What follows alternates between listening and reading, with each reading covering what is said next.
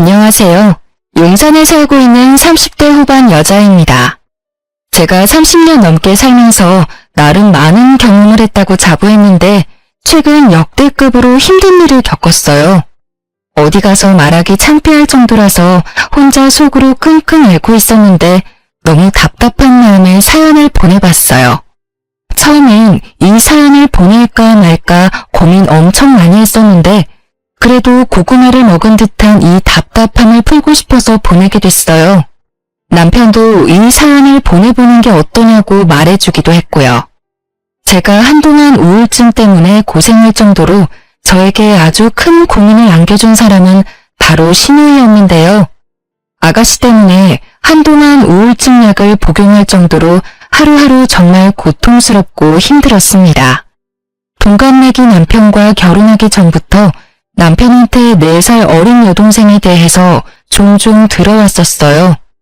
남편과 연애할 당시 남편의 여동생과 빨리 친해지고 싶다는 생각을 했어요. 솔직히 신우이가 될 사람이라서 잘 보이고 싶은 마음이 있기도 했고 주변 친구들 보면 남자친구 여동생과 단둘이 영화 보고 밥 먹는 걸 보면 정말 부럽더라고요. 그래서 연애할 당시 남편에게 여동생 좀 소개해달라고 부탁을 했었는데 오히려 여동생이 부담스러워할 수 있다고 미리 안 보는 게 좋을 거라고 말하더라고요. 그 말을 듣는 순간 좀 서운했었는데요. 그 당시 이미 결혼한 친구들은 뭐하러 미리 사서 고생을 하냐고 저한테 잔소리를 했습니다. 신우이가 시어머니보다 더 심한 시집살이를 시킨다고 하더라고요. 그래서 미리 만나면 그만큼 미리 시집살이를 당하는 거라면서 절대 먼저 만나지 말라고 경고했어요. 친구들 말대로 미리 만나지 않는 게 정말 다행이었더라고요. 아무튼 남편은 여동생을 끔찍이 아껴왔었어요. 남편과 시부모님 말로는 아가씨가 어릴 적부터 많이 아팠었다고 해요. 몸이 워낙 약한 상태로 태어났기 때문에 온갖 잔병은 다 앓고 지냈다고 하네요. 어떤 병 때문인지는 잘 기억이 안 나지만 몇 번 수술까지 받았을 정도라고 해요. 지금은 감기도 잘 안 걸릴 정도로 건강해요. 그런데 그런 아가씨는 예전에 심하게 몸이 약했고 아팠었던 걸 미끼 삼아서 가족들한테 엄청 많은 걸 요구하고 징징거리는 일이 많았었는데요. 성인이 되고 나서도 남편한테 매달 용돈을 받아 쓰는 것은 물론이고 게다가 틈만 나면 시부모님께 이거 사달라 저거 사달라 하는 일이 셀 수 없이 많더라고요. 마음 약한 남편과 시부모님은 매번 그런 요구를 들어주셨고요. 그리고 남편과 제가 결혼식을 올리고 신혼여행을 가려고 했을 때 그 신혼여행까지 따라간다고 울고 불고 난리가 아니었어요. 아무래도 동생이지만 다 큰 성인이 울면서까지 따라가겠다고 떼쓰는 모습에 오만 가지 정이 다 떨어지더라고요. 다행히 시부모님께서 신우이한테 온갖 막말을 해가면서 가지 못하게 막아준 덕분에 우리 둘이 재미있게 신혼여행을 다녀올 수 있었어요. 이렇게 철없이 행동하는 아가씨가 그래도 이쁜지 남편은 항상 신우이 이야기만 하면 웃음꽃이 활짝 폈습니다. 결혼하기 전엔 그런 남편을 전부 이해하지 못했었지만 입장을 바꿔 생각하면 만약 내 남동생이 신우이처럼 아팠었더라면 저도 그랬을 것 같다 라는 생각을 잠시 해봤어요.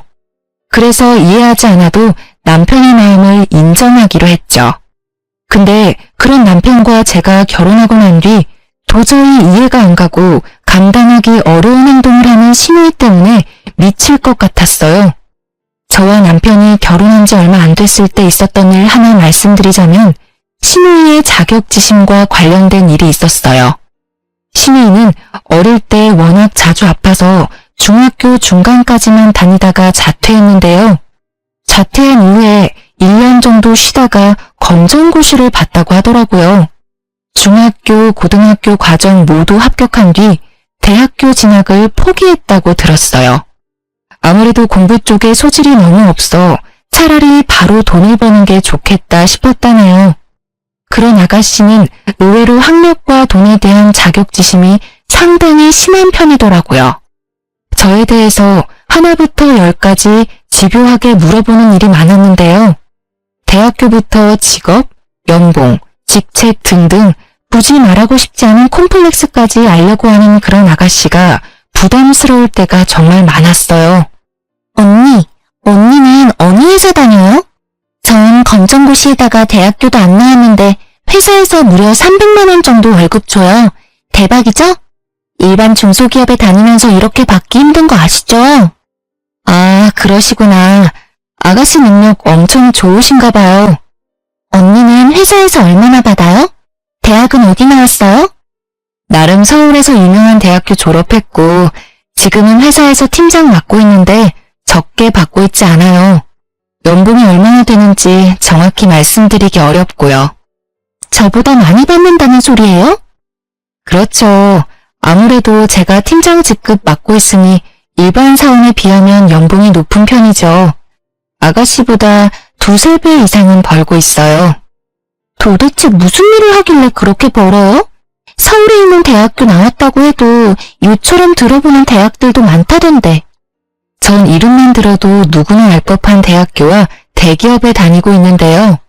정확히 어느 대학교를 졸업했고 어느 기업에 다니고 있는지 자세히 말할 순 없지만 아가씨한테 대학교부터 다니는 회사, 연봉 등등 전부 말해주니 얼굴이 새빨갛게 변하더라고요.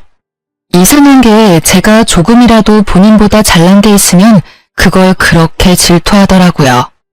그리고 저희 시댁은 하루 벌어서 하루 살아갈 정도로 여유가 있는 집안은 아니었어요. 예전에 아가씨가 아팠을 때 모아둔 돈을 전부 병원비로 다 쓰게 돼서 예전에 비해 여유가 없다고 하더라고요. 근데 그런 시댁과 다르게 저희 친정집은 여유가 있는 편이에요. 아버지가 운이 좋게 사업이 잘 되던 편이라 그 덕분에 전 부족하지 않게 살았었는데요. 아가씨는 처음에는 우리 친정집에 대해서 전혀 관심이 없었는데 우연히 제가 친정 부모님께 받은 명품 가방을 보고 저희 친정집에 대해 물어보기 시작했어요. 언니, 이 가방 어디서 났어요? 언니가 직접 산 가방이에요? 이거 구하기 정말 힘든 가방이라던데. 한정판 아니에요? 언니 능력 대박이다. 아, 이거 친정엄마가 사주신 거예요. 몇 달 전에 제 생일이었잖아요. 그때 친정엄마가 직접 백화점에 가서 구해주셨어요. 아까워서 들고 다니지도 못해요. 정말요? 친정 부모님께서 명품 가방 사줄 정도로 능력이 좋으신가 보네요. 아, 부모님이 좀 여유가 있으신 편이죠. 근데 부모님이 돈이 많으신 거지 제가 많은 게 아니라. 도대체 무슨 일을 하시길래 이런 비싼 가방도 아무렇지 않게 사주시는 거예요? 아버지가 사업하세요. 저도 자세한 건 모르는데 그 사업이 잘 운영되고 있어서 이런 가방도 선물 받고 하는 거예요.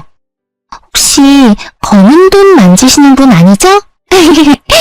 겉보기에 멀쩡한 회사인 것 같아도 뒤가 구린 그런 사업장 많다고 하던데. 갑자기 비아냥거리는 말투로 저희 친정아버지 일에 대해 함부로 말하더라고요. 다른 건 몰라도 부모님에 대해 함부로 말하는 건 너무하잖아요. 저도 모르게 화를 내버렸습니다. 검은 돈이라뇨. 말씀이 너무 지나치신 거 아니에요? 장난칠 게 따로 있지. 왜 저희 친정아버지 일에 대해 그렇게 함부로 말할 수가 있어요?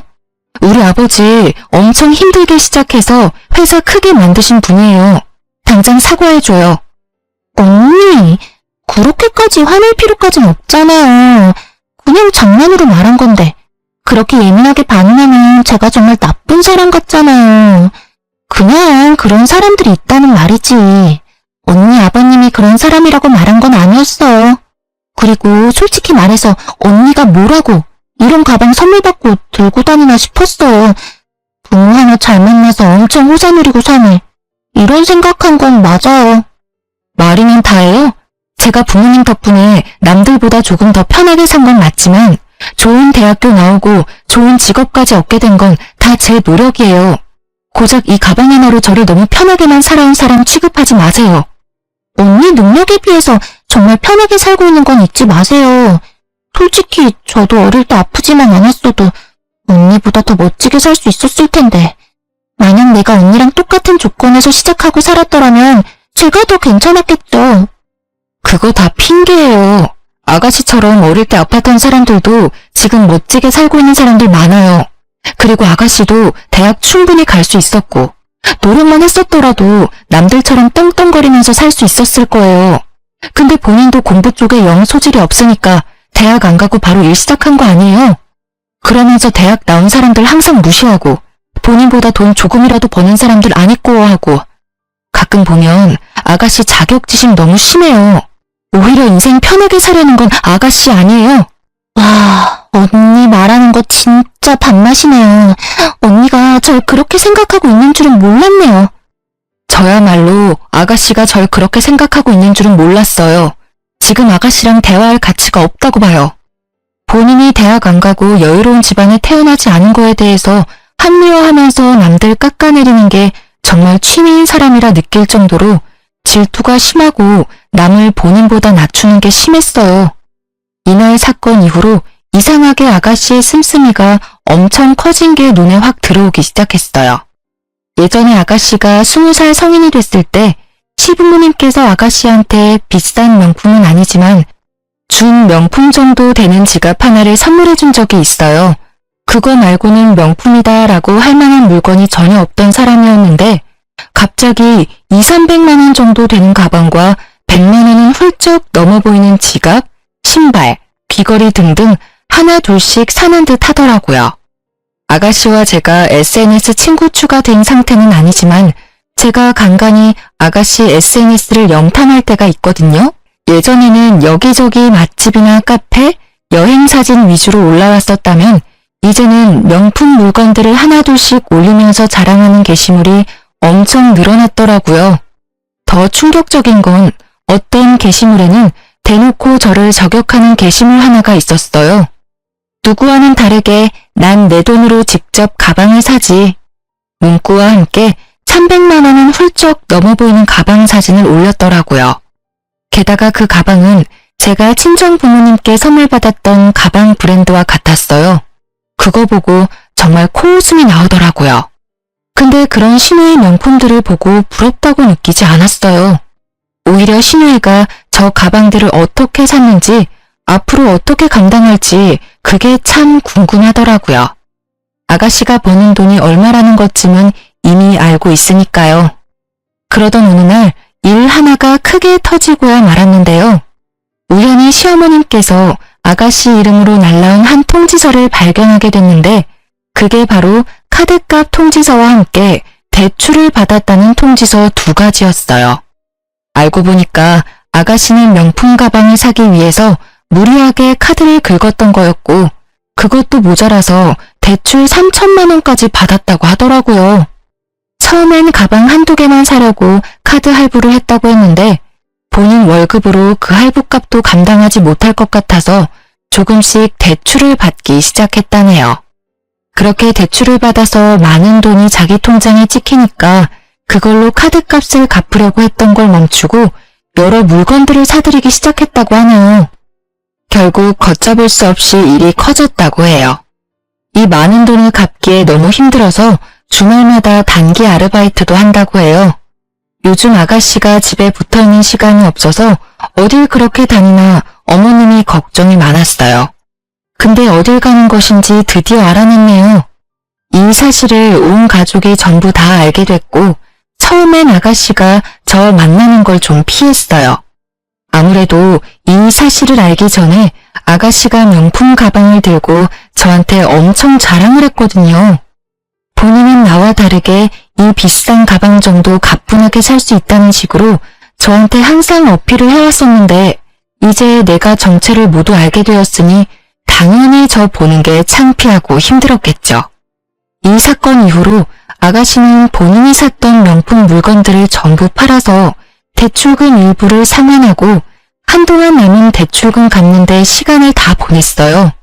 남편은 그런 아가씨가 안쓰러웠는지 조금 도와줄까 생각도 하는 것 같았어요. 근데 제가 그런 아가씨 도와주는 순간 용돈 끊길 준비나 하라고 말했더니 도와주지 않더라고요. 시부모님도 당연히 그런 시누이를 도와주지 않으셨고요. 그 이후에 좀 잠잠한 듯 했지만 아가씨의 진상 행보는 끝이 나지 않았어요. 또 어떤 일이 있었냐면 제가 남편과 해외여행을 가기 위해서 준비했을 때였는데요.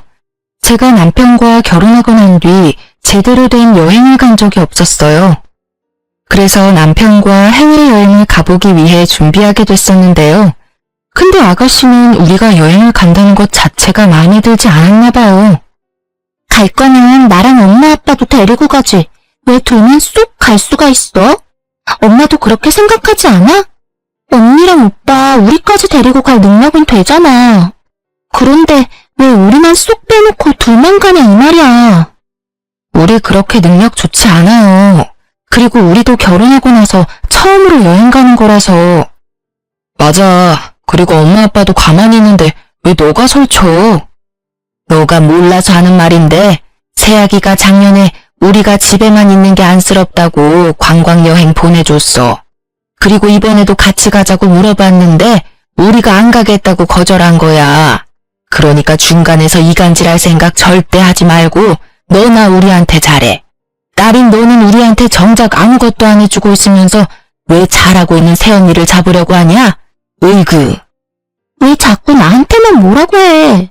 내 생각이 틀린 건 아니잖아. 나도 해외여행 가보고 싶었는데. 해외여행 가고 싶으면 가고 싶다고 말해.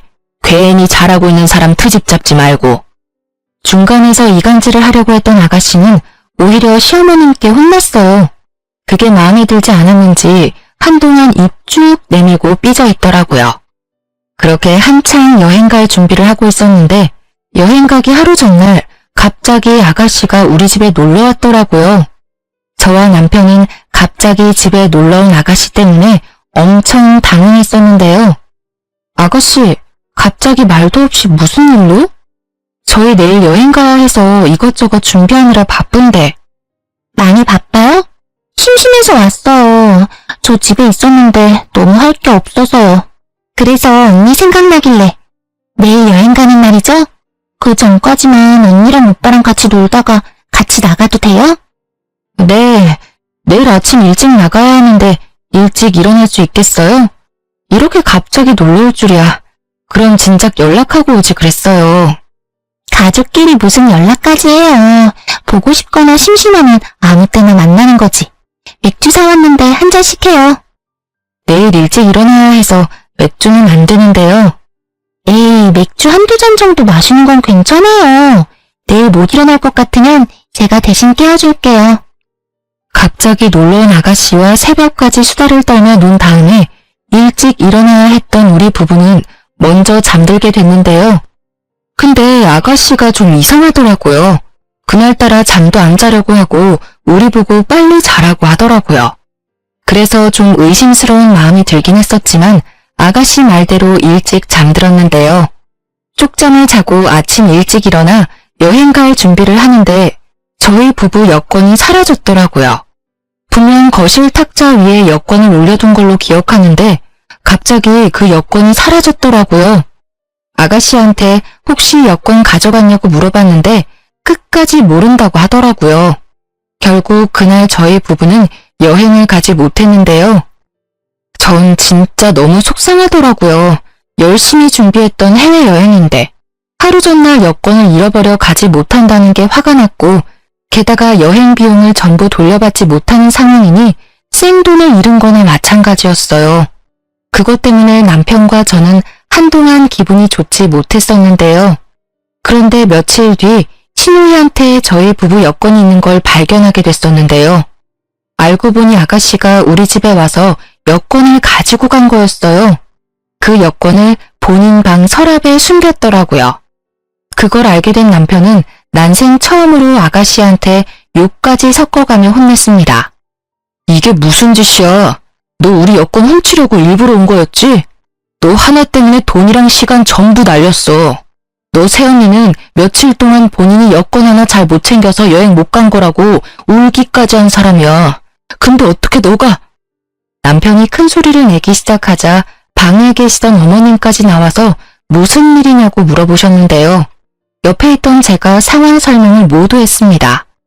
그 사실을 듣게 된 어머님께선 아가씨의 등짝을 때리며 화내셨는데요. 야, 할 짓이 없어서 다음날 여행 가는 사람들 여권을 훔쳐가? 그게 사람이 할 짓이야? 아이고, 정말 미친 짓을 했네, 미친 짓을 했어. 초등학생도 안 할 짓을 왜 너가 했냐고. 짜증나잖아. 맨날 새언니는 좋은 옷, 좋은 집, 좋은 회사 다 누리고 살고 있는데 해외여행까지 간다고 하니까 짜증난다고. 나도 해외여행 가고 싶은데 나한테는 같이 가자고 물어보지도 않고 치사하게. 너가 한두 살 먹은 애도 아니고 뭐 그런 걸로 질투가 나서 그런 몰상식한 짓을 해. 너 당장 언니랑 오빠한테 사과해. 당장. 싫어. 내가 사과를 왜 해야 하는데? 고작 여권 하나 숨긴 걸로 이렇게 여럿이서 나한테 이래도 되는 거야? 여권 훔친 걸로만 문제 삼는 게 아니잖아. 너 하나 때문에 우리가 돈이랑 시간 전부 다 날렸어. 그건 어떻게 책임질 건데? 언니 돈 많잖아. 고작 이 여행 비용 때문에 나한테 이렇게 따진다고? 그냥 다녀왔다고 생각하고 그냥 넘기면 안 돼? 다녀온 셈 치면 되는 거잖아. 고작 이런 일로 왜 날 못 잡아먹어서 안달이냐고.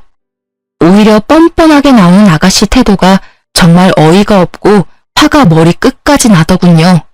결국 남편은 그런 아가씨와 대화를 나누는 걸 포기하고 그런 아가씨한테 사과하기 전까지 절대 볼 생각하지 말라고 경고했어요.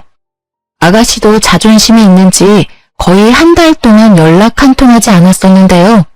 근데 본인도 본인이 잘못한 걸 충분히 알고 있기 때문에 어머님 성화에 못 이겨 우리한테 사과를 하더라고요. 아가씨 때문에 손해본 여행 경비 모두 아가씨가 전부 갚기로 했는데요.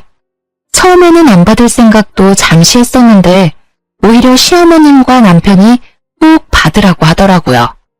그래서 아가씨한테 돌려받은 돈으로 국내 여행이라도 다녀오기로 했죠.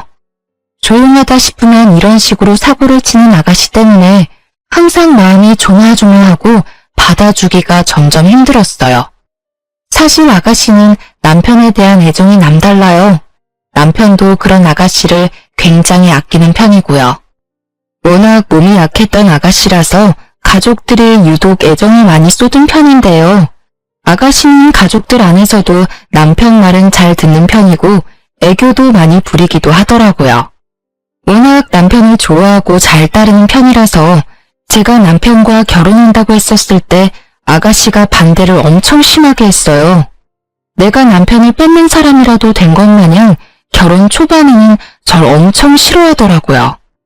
지금처럼 말을 섞지도 않았었고 거의 투명인간 취급을 할 정도였어요.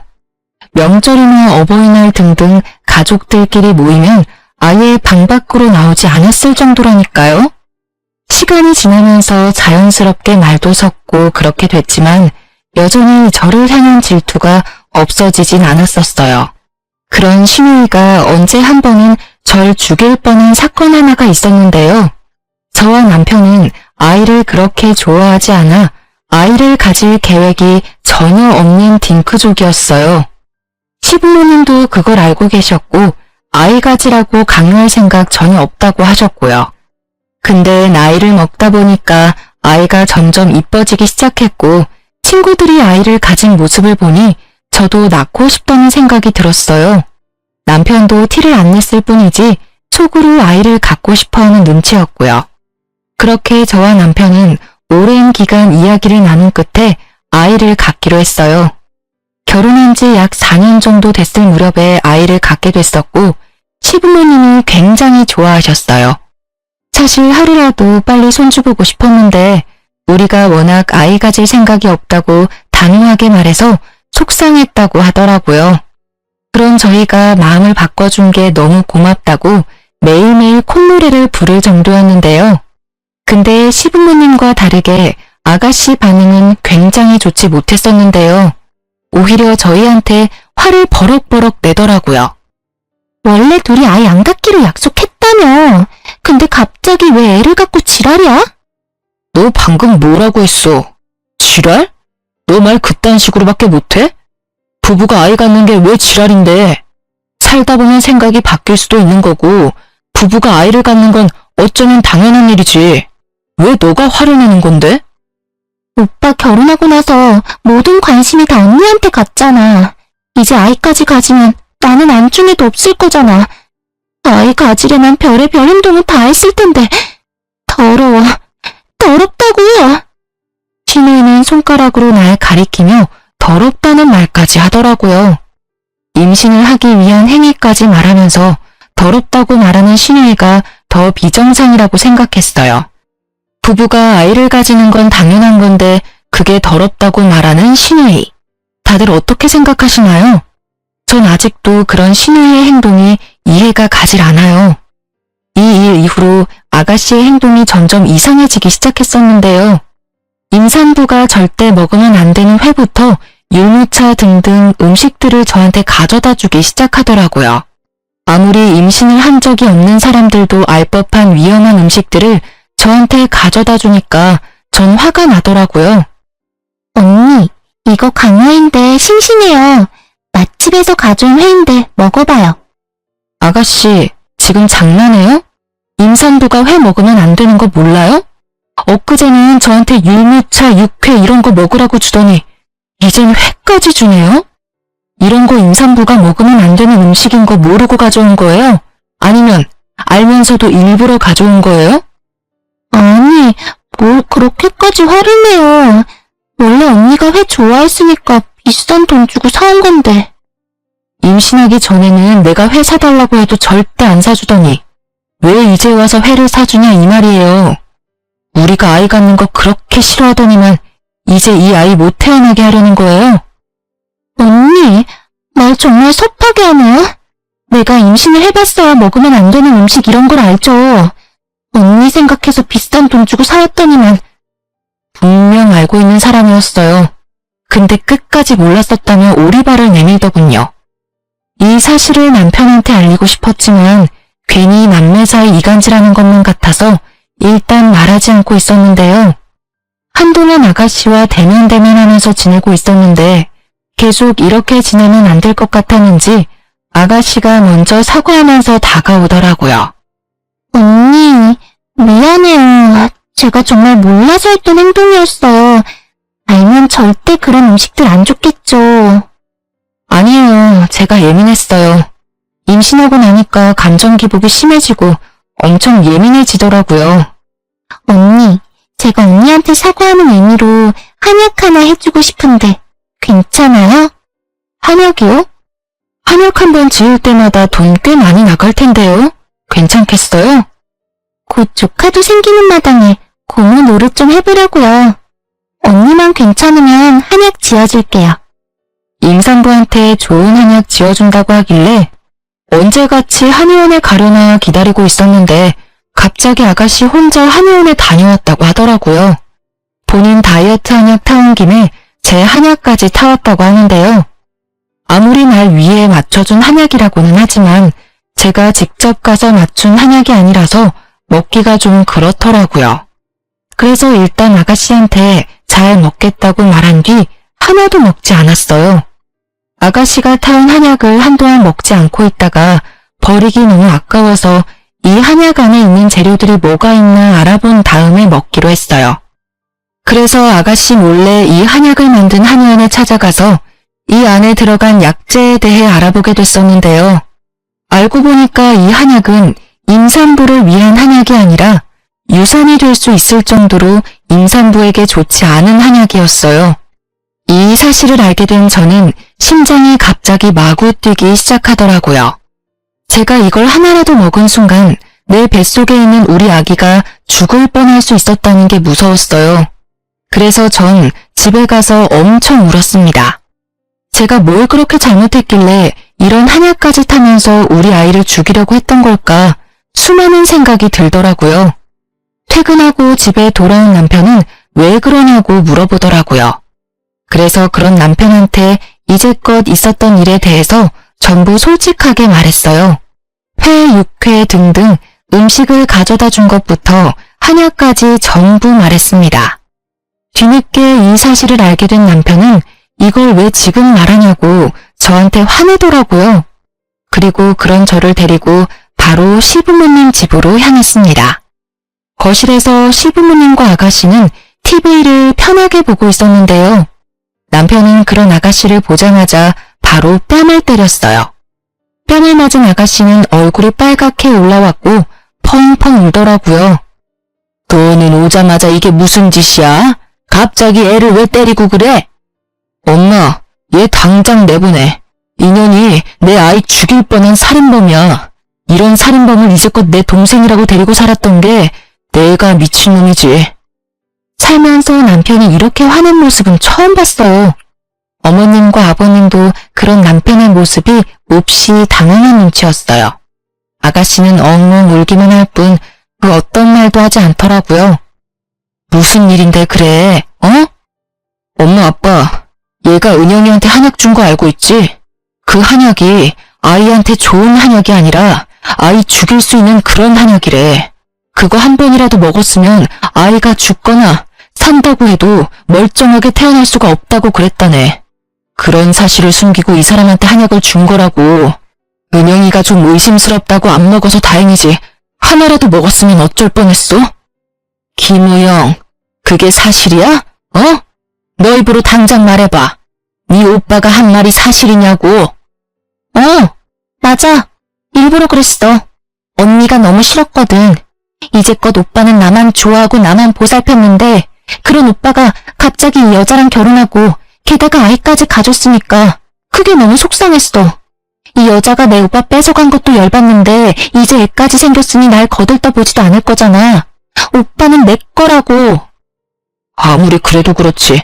애를 죽일 생각을 해? 이거 엄연히 살인미수야. 너 절대 가만히 안 둬. 알겠어? 나 오빠 동생이야. 나만 좋아하고 이뻐해야지. 제발 가지 마. 나만 좋아해달라고. 나 오빠 정말 좋아해. 정말 좋아한다고. 그럼 내가 죽는다고 해도 끝까지 이 여자 편만 들 거야? 아가씨는 거의 미친 사람처럼 남편한테 매달려서 자기만 사랑해달라고 애원을 하더라고요. 남편은 그런 아가씨를 밀치면서 화를 내고 온갖 욕을 다 했습니다. 남편한테 매달리는 아가씨의 모습을 보니 정말 말이 나오지 않더라고요. 애정 결핍이 심한 사람이라고는 보이지 않고 오히려 이게 잘못된 사랑이 아닌가 싶더라고요. 이게 남매 사이라고 도저히 보이지 않았어요. 속으로 아가씨가 남편을 오빠가 아닌 남자로 보고 있던 게 아닐까? 라는 생각을 잠시 해보기도 했었는데요. 이 사건 이후로 저희 부부는 한동안 시댁에 가지 않았었는데요. 시부모님만 밖에서 따로 만났었어요. 시부모님 집으로 가면 아가씨가 있기 때문에 일부러 피하기 위해 가지 않았었는데요. 이 사건 이후로 시부모님도 그런 아가씨와 대화를 절대 나누지 않는다고 합니다.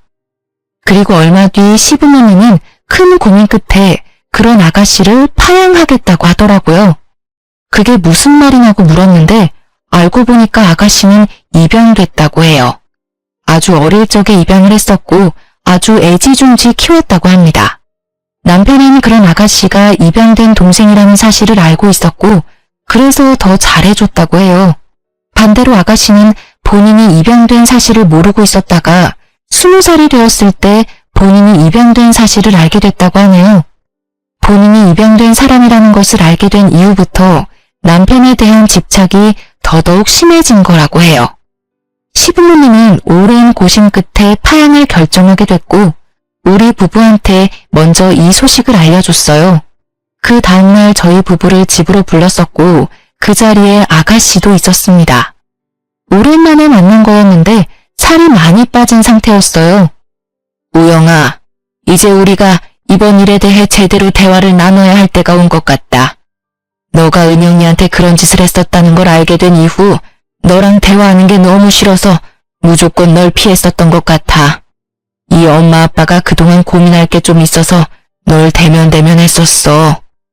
무섭게 왜 그래? 한동안 나랑 말도 안 섞더니 이제 와서 무슨 결정? 고민했던 게 뭔데? 널 파양하기로 결정했어. 내가 직접 널 낳은 건 아니었지만 마음으로 낳은 딸이라 생각하면서 키웠다.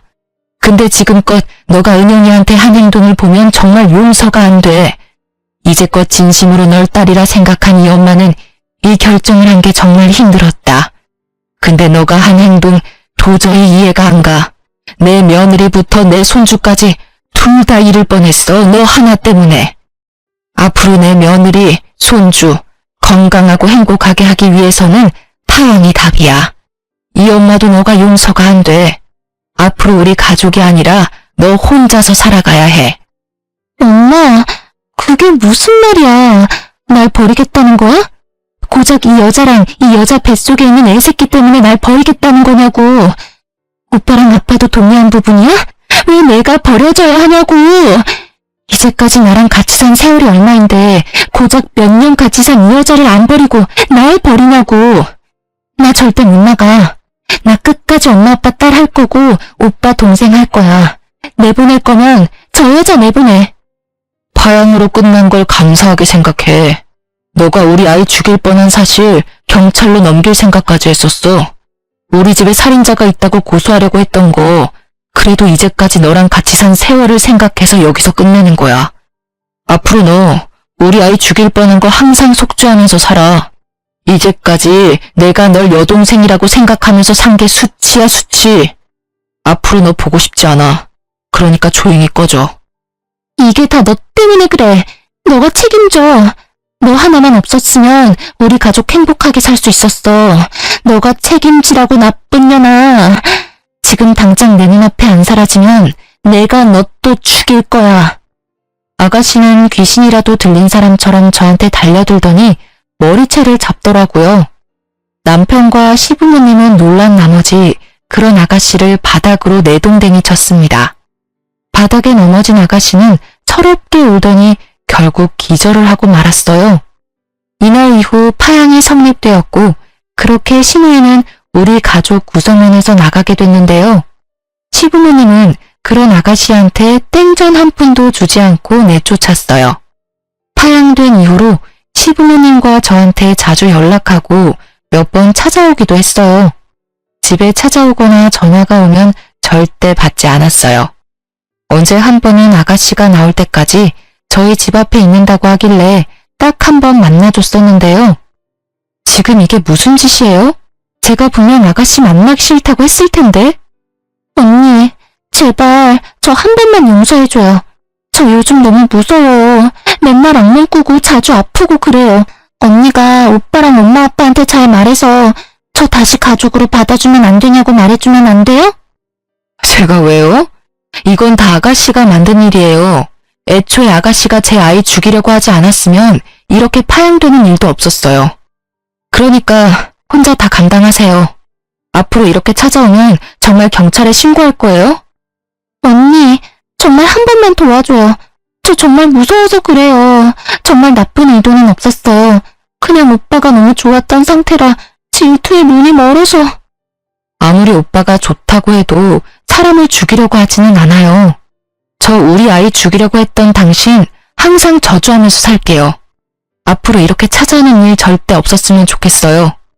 언니, 저 하루하루 속죄하면서 살고 있어요. 저 반성 엄청 많이 했어요. 저 가족들이 이렇게 소중한 존재인 줄 이제야 깨달았어요. 저 정말 죽고 싶을 때가 많아요. 언니가 저 용서해주면 우리 가족 모두 저 용서해 줄 거예요. 그러니까 언니, 저 용서 좀 해주세요. 염치 없고 뻔뻔한 건 아가씨가 최고네요. 이렇게 매달려도 저 마음 절대 안 바뀝니다. 아직도 아가씨만 생각하면 심장이 엄청 뛰고 화가 나서 미칠 것 같아요. 앞으로 이런 식으로 찾아오거나 연락 계속 할 거면 경찰서에서 만나자는 뜻으로 알고 있을게요. 그만 돌아가세요. 이날 이후로 전 아가씨와 만난 적이 없어요. 그렇게 돈 한 푼 없이 쫓겨난 아가씨는 이제까지 모아둔 돈도 따로 없었기 때문에 결국 고시원에 가서 생활한다고 해요. 밥 먹을 돈도 없어서 자주 굶는 모양이에요. 그리고 최근에 들은 소식 하나가 있는데요. 아가씨가 회사에서 심하게 따돌림을 당한다고 하더라고요. 어머님 아는 친구분의 딸도 아가씨와 같은 회사에서 근무한 적이 있어서 그 사람을 통해서 들은 얘기라고 하는데요.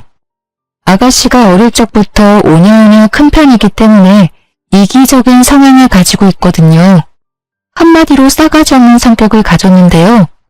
질투가 심하고 모든 관심이 본인에게 왔으면 하는 게 심한 편이라서 그런 모난 성격 때문에 결국 왕따를 당했다고 해요. 왕따를 당한 지 꽤 된 모양이더라고요. 예전에 가족들과 같이 살았었을 때도 회사 사람들이 은근히 따돌렸다고는 들었는데 저희와 헤어진 이후부터 제대로 왕따를 당했다고 들었어요. 회사 사람들이 본인 일까지 아가씨한테 시키고 정작 일을 다 하면 본인들이 다 한 것처럼 말한다고 해요. 매일 9시부터 10시까지 혼자 회사에 남아서 야근하는 게 일상이었다네요. 아가씨가 다니는 회사는 원래 야근이 없을 정도로 일이 바쁘지 않다고 하더라고요. 그래서 야근 수당도 받지 못했다네요. 게다가 회식 장소를 잘못 알려준다거나 회사에서 보너스가 나오면 그것까지 탐내는 회사 사람들까지 있었다고 들었어요.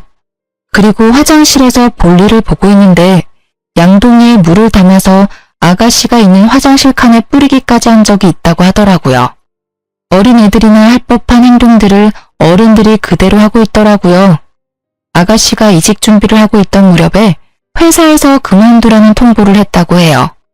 아무래도 이러한 일 때문에 회사 일에도 지장이 가게 됐었고 회사에서 먼저 퇴사하라고 말했다고 하네요.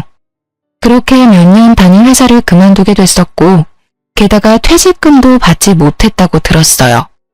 회사에서 못된 마음 먹고 안 주는 모양이던데요. 퇴직금도 받지 못한 상태라서 아가씨는 결국 월세 낼 돈도 없어서 고시원에서도 나갔다고 합니다. 동네 친구나 학교 친구도 없어서 잠시 머물 곳도 없었다네요. 그렇게 지낼 곳이 없던 아가씨는 결국 기숙사 제공되는 식당에서 일을 하고 있다고 하네요. 평소에 꾸준히 일을 해본 적이 없던 아가씨가 식당에서 청소부터 설거지까지 다 한다고 하니 속으로 얼마나 고소하고 행복하던지. 우연히 아가씨가 일하고 있는 식당을 슬쩍 지나간 적이 있었는데 그 식당에서도 여러 이모들한테 구박을 받고 있더라고요. 아무래도 집안일을 해본 적이 없으니 식당 일도 잘 못하는 눈치였어요. 그래도 일은 열심히 하는 것 같아요. 이 일이라도 그만두면 어디 갈 곳이 없으니까요.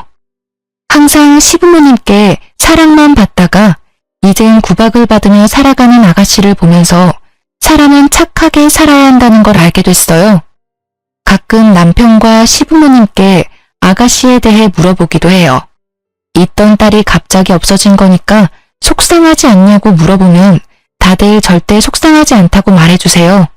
이렇게 연을 끊지 않았다면 앞으로 더 큰 일이 발생했을 거라고 하더군요. 사실 남편과 시부모님의 속은 많이 아플 거라고 생각합니다. 아무리 아가씨가 입양된 딸이었다고 해도 진심으로 가족으로 생각했기 때문인데요. 사랑만 주면 될 것 같았는데 오히려 그 사랑이 잘못된 길로 가도록 만들 줄은 몰랐던 거였죠. 그래서 전 그 아픔이 금방 사라질 수 있게 며느리로서 최선을 다해 시부모님께 딸처럼 행동할 생각입니다. 전 이번 일로 많은 교훈을 얻게 됐어요. 질투가 사람의 눈을 이렇게 멀게 만들 수 있다는 걸요. 지금도 여전히 아가씨 생각만 하면 이가 갈리고 화가 미친 듯이 나는데요. 남편과 시부모님만 생각하면 내가 참는 게 좋을 것 같다는 생각을 아예 안 해본 건 아니었어요. 하지만 내 아이를 위해서라면 참으면 안 됐던 일이었어요. 아가씨 때문에 하나밖에 없는 우리 아이가 죽을 뻔했잖아요. 이렇게 이쁘고 사랑스러운 우리 아이를 못 봤을 수 있었다는 생각에 심장이 쿵 하고 내려앉는 기분이 들고 아가씨가 용서가 안 돼요. 아가씨가 파양된 이후로 얼마 지나지 않아 아이를 낳게 됐었는데요. 건강하게 태어난 우리 아들을 보면 화난 마음도 싹 사라지더라고요. 시부모님과 남편은 우리 아들을 너무 이뻐하는데요. 특히 우리 시어머님은 우리 아들만 보면 세상 좋아 죽으려고 해요. 이렇게 이쁜 우리 손자 못 태어났으면 어쩔 뻔 봤냐면서 하루에도 수십 번 영상통화까지 하고 있답니다. 남편은 최근에 회사에서 승진했어요. 저도 곧 회사로 복귀할 예정이고요. 아이 한 명이 태어나서 그런지 생각보다 나갈 돈이 많더라고요. 때마침 남편이 승진하고 연봉이 오른 덕분에 아이 키우는데 크게 문제될 게 없어요. 그리고 저도 회사 복귀한다면 우리 아들 먹고 싶은 거 더 많이 먹일 수 있을 것 같아요. 제가 회사 복귀하면 시어머님께서 우리 아들 돌봐주신다고 하더라고요. 원래 친정어머니 봐주신다고 했는데 이건 시어머님이 양보 못한다고 본인이 꼭 키울 거라고 단호하게 말씀하셨어요. 우리 아들 이렇게 사랑받으면서 지내고 있습니다. 아가씨의 빈자리가 느껴지지 않고 우리 가족은 정말 행복하게 잘 살고 있어요. 아들이 태어난 순간부터 어머님과 아버님은 아가씨의 존재를 잊고 사는 것 같아요.